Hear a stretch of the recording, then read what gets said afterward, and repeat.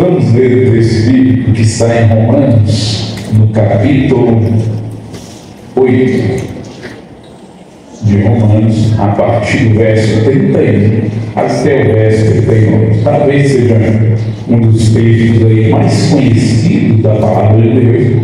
A gente sempre fala, menciona, lê, recita muitas vezes. E eu gostaria de compartilhar com os irmãos nesta noite. Romanos 8, 31 a 39. Romanos 8, 31 a 39. Amém? Diz assim: que diremos, pois, à vista destas coisas? Se Deus é por nós, quem será contra nós? Aquele que não poupou seu próprio filho, antes por todos nós o entregou, porventura não nos dará graciosamente com ele todas as coisas? Quem tentará acusação contra os eleitos de Deus? É Deus quem nos justifica. Quem os condenará? É Cristo Jesus quem morreu, ou antes, quem ressuscitou, o qual está à direita de Deus e também intercede por nós. Quem nos separará do amor de Cristo? Será a tribulação, ou a angústia, ou a perseguição, ou fome, ou nudez, ou perigo, ou espada? Como está escrito: por amor de ti somos entregues à morte o dia todo, fomos considerados como ovelhas para o matadouro. Em todas essas coisas, porém, somos mais que vencedores, por meio daquele que nos amou, porque eu estou bem certo de que nem a morte, nem a vida, nem os anjos, nem os principados, nem as coisas do presente, nem do porvir, nem poderes, nem a altura, nem a profundidade, nem qualquer outra criatura poderá separar-nos do amor de Deus que está em Cristo Jesus, o nosso Senhor. Amém? Amém. E é o texto da palavra de Deus. Quando nos deparamos com um tremendo texto, a gente tem aquela tranquilidade de que nós não precisamos temer o passado, o presente ou o futuro, porque estamos seguros no amor de Cristo Jesus. Amém? Por isso, aqui o apóstolo São Paulo, ele nos oferece pelo menos aí 5 argumentos para provar que o cristão de forma alguma será ou pode ser separado do Senhor. Ele nos dá 5 argumentos de que não temos nada a temer aqui neste mundo. Ele nos dá 5 expressões grandiosas de que nós podemos entender que Deus está cuidando daqueles que são seus. E eu gostaria de compartilhar com os irmãos nessa noite esses 5 argumentos que ele nos mostra. O primeiro argumento está no verso 31, que é um verso tão conhecido e muitas vezes recitamos esse verso, né? Sempre a parte dele: se Deus é por nós, quem será contra nós? Não é? Nós recitamos, nós falamos esse argumento sempre: se Deus é por nós, quem será contra nós? O que entendemos é que esse primeiro argumento é que Deus é por nós. Então Paulo, ele vai enfatizar justamente isso para aqueles que foram justificados pelo sangue de Cristo.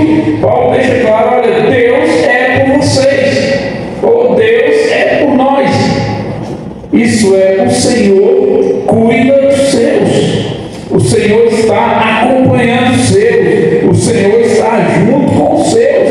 Deus é por nós. Só isso já bastava como argumento para a gente viver uma vida tranquila, para a gente viver uma vida em paz, para a gente não temer passado, presente nem futuro. Deus é por nós. A oração do Pai Nosso é um grande exemplo disso. A intimidade que Jesus Cristo apresenta para que os seus filhos Pai nosso que está nos céus. Olha a expressão, o Pai é nosso, Deus é por nós. Só isso já é suficiente para ficarmos tranquilos e em paz. O Pai é por nós. E Ele prova este fato entregando seu Filho. E é isso que o verso 32 vai dizer. Aquele que não poupou seu próprio Filho, antes por todos nós o entregou, porventura não nos dará graciosamente com Ele todas as coisas? Ele está demonstrando aí que o amor de Deus foi tão grandioso, né, que entregou seu próprio Filho, Jesus Cristo. Ele é por nós, a ponto de sacrificar-se em nosso lugar. E também ele demonstra que o Filho é por nós. O verso 34 vai dizer isso. Quem nos condenará? É Cristo Jesus, quem morreu, ou antes que ressuscitou, o qual está à direita de Deus, que também intercede por nós. O Pai é por nós, o Filho também é por nós. Está à direita de Deus e intercede por nós. E o verso 26, o verso anterior aí, capítulo 8, verso 26, vai dizer: também o Espírito, semelhantemente, nos assiste em nossa fraqueza, porque não sabemos orar como convém. O Espírito também é por nós, intercedendo com gemidos inexprimíveis, é que vai dizer no final do verso 26. Ele demonstra aí que toda a Trindade está com os filhos de Deus, está com aqueles que foram justificados pelo sangue de Jesus Cristo. A Trindade é por nós, e mediante isso, irmãos, eu e você não temos nada a temer. Só isso já bastava para vivermos uma vida em paz e tranquila. Deus fez com que todas as coisas cooperassem para o nosso bem. O verso 28 do primeiro capítulo: todas as coisas cooperam para o bem daqueles que amam a Deus, daqueles que foram chamados segundo o seu propósito. Deus é o Deus da providência em nossa vida. E em virtude disso, irmãos, podemos descansar em paz, podemos viver em paz, podemos ter uma vida feliz em paz. Mas por que muitas vezes nós estamos inquietos? Por que muitas vezes nós lamentamos? Por que muitas vezes nós estamos tristes e amargurados? Você lembra de Jacó? Quando os seus filhos jogam José dentro da cova, dentro do buraco, e voltam lá para o pai com a manta de José manchada de sangue, e fala que José estava morto.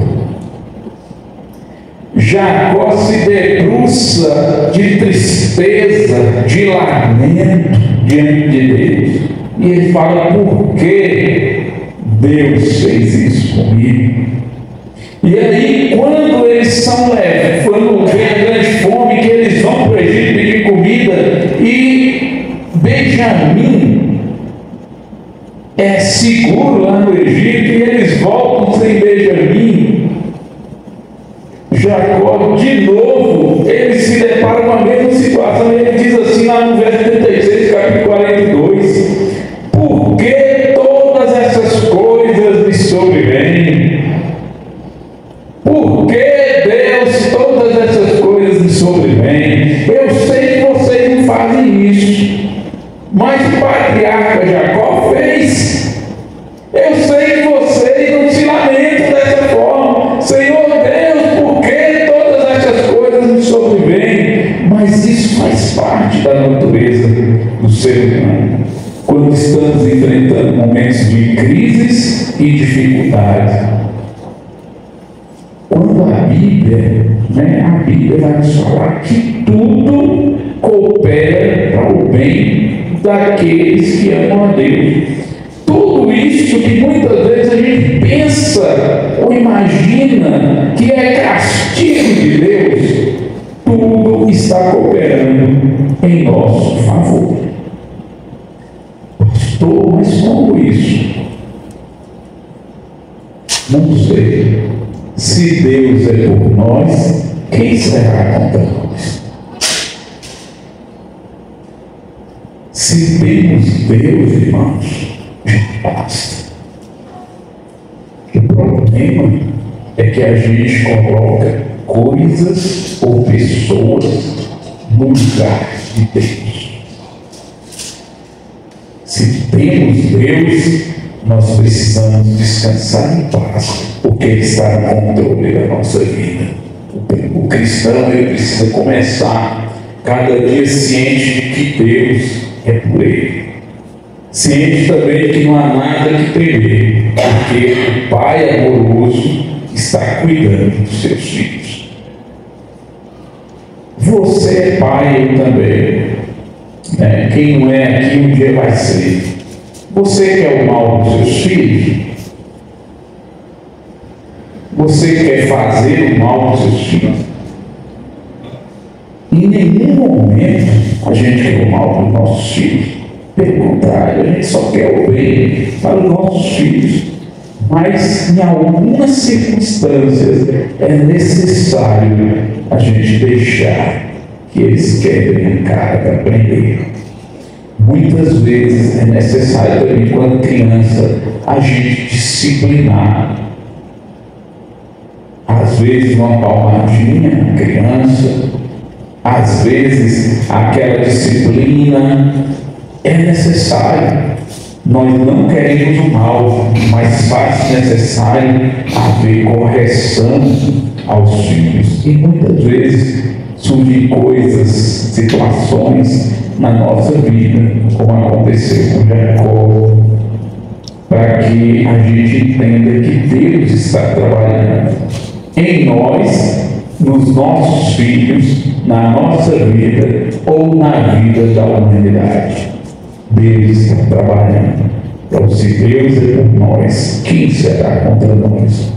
Jeremias capítulo 29, o povo, quando estava lá cativo na Babilônia, depois de tanto sofrerem com o exército babilônico tomando tudo, destruindo tudo, o povo, quando estava lá, Jeremias escreve uma carta para eles e tranquiliza aquele povo. E um dos textos que Deus manda Jeremias falar está no verso 11, e o texto diz assim: olha, eu é que sei que pensamentos tenho a vosso respeito, diz o Senhor, pensamentos de paz e não de mal, para vos dar o fim que desejais.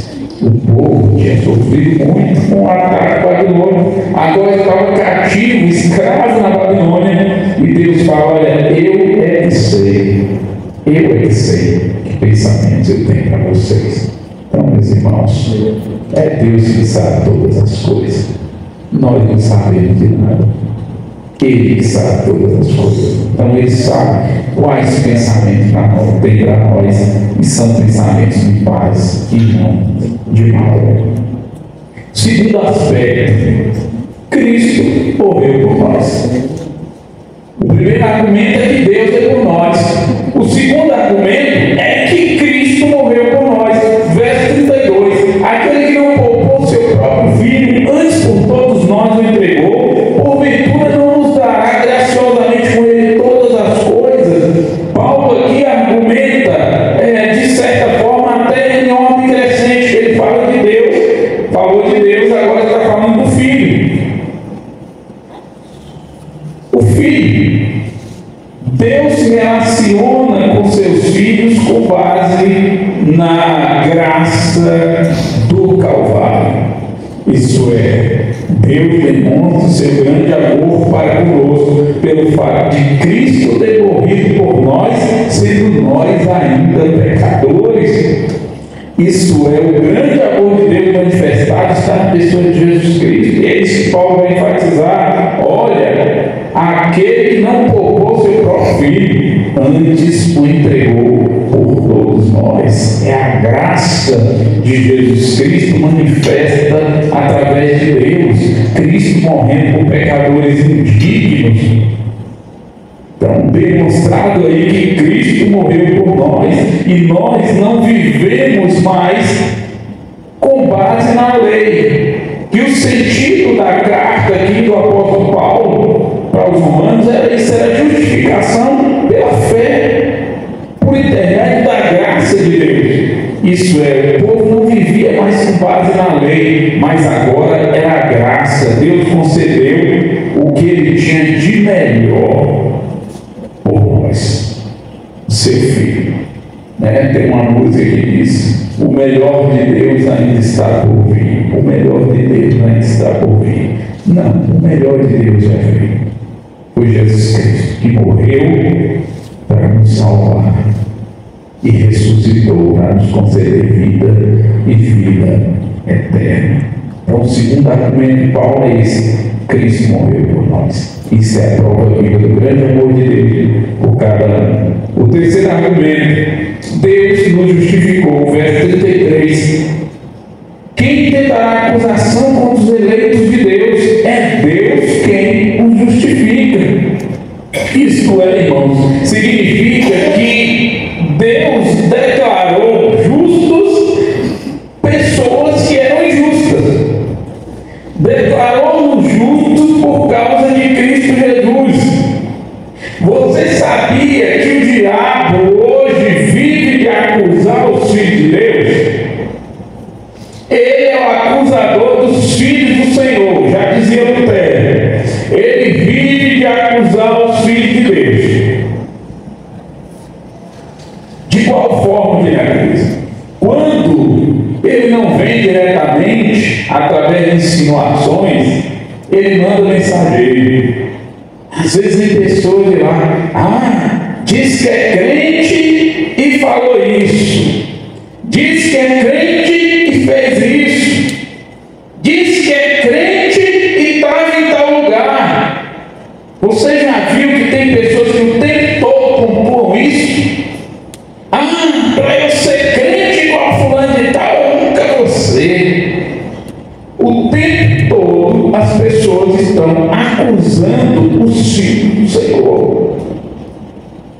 São instrumentos do diabo, ou estão sendo usados pelo diabo, porque ele é o acusador dos filhos do Senhor, irmãos. E quando não, às vezes vem pensamento em nossa mente, aquele tipo de pensamento assim: será mesmo que eu sou salvo? Eu faço tanta coisa errada. Será mesmo que Cristo morreu na cruz para me salvar? Será que eu tenho redenção em minha vida? Às vezes é o inimigo colocando, semeando na sua mente pensamentos desastrosos que vai fazer com que você desanime do caminho. Ele é o acusador dos filhos do Senhor, mas em Cristo Jesus nós somos justos diante de Deus, não porque somos perfeitos, mas porque aquele que era perfeito, que é perfeito, ele morreu por nós, para que nós um dia alcancemos a perfeição por intermédio de Cristo. Foi o sangue dele que me justificou. Foi o sangue dele que te justificou. Somos justos diante de Deus por causa de Jesus Cristo. E aí Paulo vai falar que somos eleitos. Não é isso que diz o texto? Quem tentará acusação contra os eleitos de Deus? Nós somos eleitos por Deus. Em Efésios, Paulo vai dizer que nós somos eleitos antes da fundação do mundo. Aí alguém pode dizer: pastor, como funciona isso? Essa questão. Deus, na sua presciência, ele já sabia os que iam crer. Ele já sabia que um dia você ia crer. E sabe agora. Ele é o Deus que conhece o futuro. É o Deus que conhece todas as coisas. Então, na sua presciência, ele já sabia. Então, ele já sabia dos eleitos, daqueles que estariam seguindo no caminho de Deus. E, mediante isso, temos a indicação, através da palavra de Deus, que nós fomos escolhidos em Cristo e aceitos em Cristo. Tudo por causa de Cristo. Deus nos justificou por causa do sacrifício de Cristo na cruz, derramando seu sangue para que eu e você hoje pudéssemos estar aqui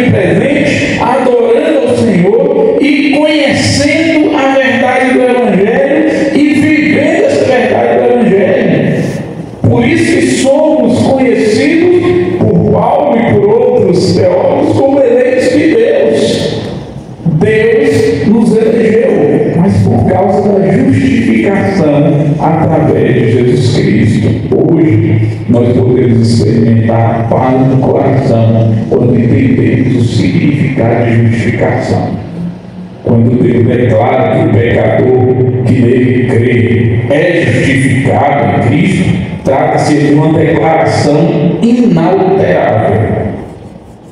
Isso é, você foi justificado por Cristo e ninguém, fator externo, ninguém pode mudar isso na sua vida. Ninguém pode mudar isso na sua vida. Você que um dia foi justificado por Cristo. Muitas vezes nós podemos nos acusar a nós mesmos, né? Podemos levantar questões a nosso respeito, né? Ou mesmo sofrer a acusação de outros, mas Deus jamais vai nos acusar. Deus, Ele jamais vai nos acusar, porque Jesus pagou o preço do castigo ali na cruz do Calvário e estamos seguros em Cristo Jesus.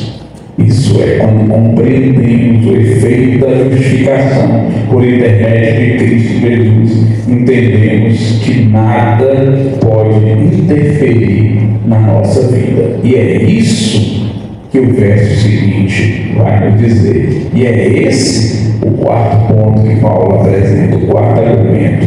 Cristo intercede por nós. Verso 34. Quem nos condenará? É Cristo Jesus que morreu, ou antes que ressuscitou, o qual está à direita de Deus e também intercede por nós. A segurança daquele que crê em Cristo, ela se deve pela intercessão dupla. Cristo intercede por nós ao lado do Pai, e o Espírito Santo intercede por nós aqui na terra com gemidos inexprimíveis. Então essa intercessão dupla vinda da parte de Deus faz com que tenhamos plena convicção de que nada nos condenará. Paulo vai dizer isso no início do texto. Agora nenhuma condenação há para os que estão em Cristo Jesus o Senhor. Não há condenação para quem está em Cristo, irmãos.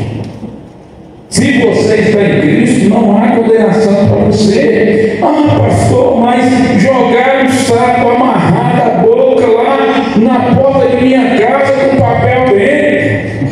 Fizeram uma mandinga, pastor, e eu achei um prato com a galinha assada, uma farofa na encruzilhada, não sei aonde. Tem gente que fica sem dormir, sem comer, perde noite, perde a paz quando vê essas coisas por aí, ou quando acontecem essas coisas, e ainda fica achando, mesmo sendo crente, ainda fica achando que essas coisas estão influenciando na vida dele. Fica sem dormir, sem comer, fica preocupado, fica angustiado, porque fica achando que essas práticas externas, vindas muitas vezes de religiões pagãs ou satânicas, vai afetar a sua vida. Se você está em Cristo, nenhuma condenação há. E aqui o texto bíblico, verso 34, vai falar: quem te condenará? A pergunta retórica que Paulo vai responder é Cristo, quem morreu ou antes quem ressuscitou, o qual está à direita de nós e também intercede por nós. Isso é Jesus Cristo, que está à direita de Deus e está intercedendo por nós. Não temos nada que temer e nenhuma condenação chegará até nós, irmãos. Porque é Cristo, é Ele. É Ele, não tem o que fazer. É Ele quem faz por mim, é Ele quem intercede. O mesmo Salvador que morreu por nós intercede no céu como sumo sacerdote e pode nos dar a graça de que precisamos para superar as tentações do inimigo, derrotar o inimigo. Ele é o nosso advogado, já diz João lá na sua primeira carta, no capítulo 2. Ele é o nosso advogado que está lá diante de Deus, advogando por nós. E a única coisa que João alerta em 1 João 9, se confessarmos os nossos pecados, Ele é fiel e justo para nos purificar os pecados e nos perdoar de toda injustiça. Essa intercessão significa que Jesus Cristo nos representa diante do trono de Deus e que nós não precisamos nos defender diante do inimigo. Nós não precisamos nos defender diante do inimigo. Nós temos um advogado fiel e justo, que é Jesus Cristo. Você lembra quando Pedro pecou? Qual foi o pecado de Pedro?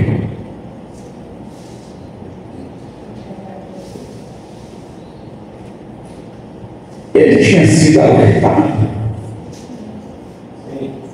Jesus Cristo falou para ele: olha, Pedro, antes que o galo cante 3 vezes, mas Jesus Cristo também disse: olha, eu roguei por ti para que tua fé não desfaleça. Roguei por ti para que tua fé não desfaleça. Depois que Pedro pecou, quem foi que foi procurar Pedro assim que ressuscitou e corrigir a condição de Pedro? Jesus. Pedro, me amas? Apacenta minhas ovelhas. Pedro, tu me amas? Apacenta minhas ovelhas. Pedro, tu me amas? Apacenta as minhas ovelhas. Mas Jesus Cristo havia alertado ele que ele pecava. Jesus Cristo havia alertado ele: olha, Simão, eu roguei por ti. O diabo pediu para eu peneirar, passar você na peneira, e eu roguei por ti para que tua fé não desfalecesse. Isso é, Jesus Cristo já estava demonstrando para os seus discípulos que ele estava clamando, rogando, orando por eles, intercedendo por eles o tempo inteiro, irmãos. Isso é, Cristo está intercedendo por nós o tempo inteiro. Cristo está cuidando de nós o tempo inteiro. Ele rogou por Pedro e ele roga por todos nós. Esse ministério de rogo de Jesus Cristo por nós, ou de intercessão, garante-nos que estamos seguros em Cristo Jesus.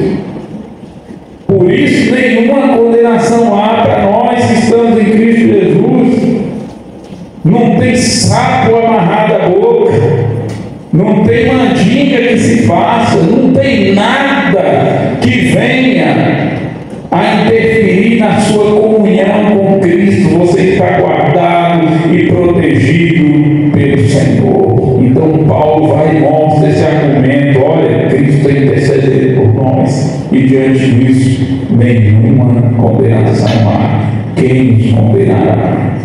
Então, irmãos, diante dessas certezas, nós não temos o que temer. Nós não podemos viver fraquejados, tristes, angustiados por aí, ou muitas vezes reclamando da vida por aí, como se tudo estivesse acabado e perdido.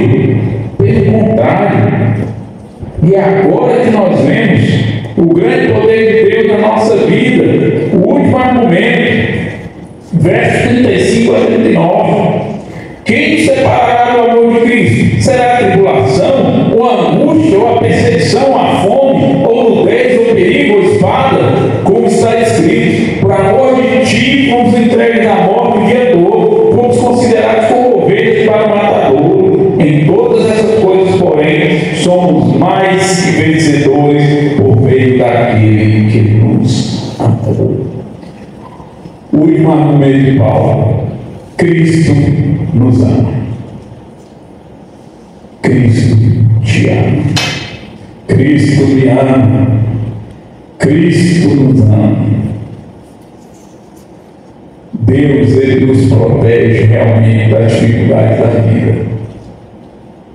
mas entendemos que, acima de tudo, o amor de Cristo, ele cobre multidão de pecado. O amor de Cristo, ele nos cobre com a sua proteção. Ele nos garante que as dificuldades da vida, mesmo vindo sobre nós, o amor de Cristo nos dá força para suportar. E uma vez que suportamos as provações mediante o amor de Cristo, é possível estar firme de pé diante de Deus, e de modo algum nós vamos passar pelas dificuldades da vida e não sentir o aconchego e o cuidado do amor de Cristo por nós. Então, Cristo nos ama, irmãos. E mediante disso existe uma garantia que é dada pelo amor de Cristo por nós. Verso 37: em todas essas coisas, porém, somos mais que vencedores. Somos mais que vencedores.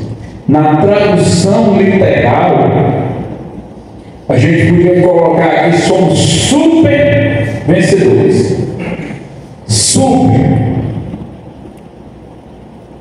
Isso é, estamos em outro patamar, em outro nível. Somos super vencedores por meio de Jesus Cristo, por causa do seu amor derramado sobre nós. Ele nos dá vitória sobre vitória. Nós não precisamos temer nada. E aí ele apresenta até as coisas, né, que não precisamos temer. Nós não precisamos temer nem a morte, verso 38, porque eu estou bem certo de que nem a morte, nem a vida, nem os anjos, nem os principados, nem as coisas do presente, nem as coisas do porvir, nem poderes, nem altura, nem profundidade, nem qualquer outra criatura poderá separar do amor de Deus que está em Cristo Jesus, nosso Senhor. Nós não precisamos temer nada, irmãos. Nem as coisas do passado, nem as coisas do futuro, nem as circunstâncias que nos rodeiam nesse dia de hoje.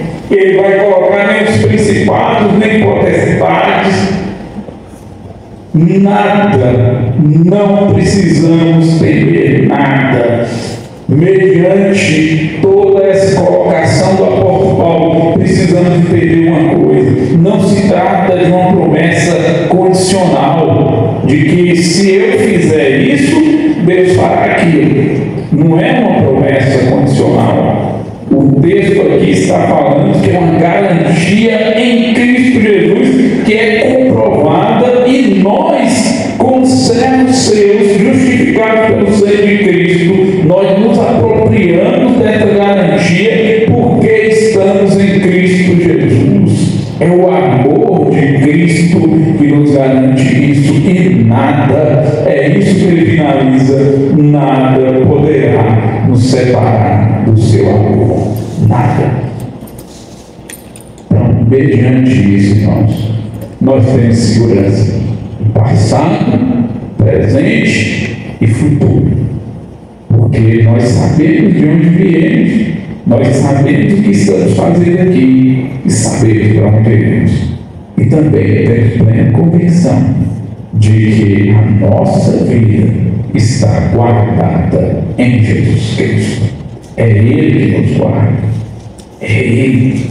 Então, mediante isso, não temos nada o que temer. Podemos crer nessa verdade e nos regozijar de que somos super vencedores em Cristo Jesus. Mediante essas certezas, irmãos, nós só temos que descansar no Senhor, crer e confiar. As aflições podem vir, as dificuldades podem surgir, mas entendemos que Deus está no controle de todas as coisas. Deus está cuidando de tudo, passado, presente e futuro. Que Ele abençoe sua vida nesta noite. Você sai daqui com essa certeza de que Deus, Ele é o Deus fiel e que cumpre as suas promessas. Amém?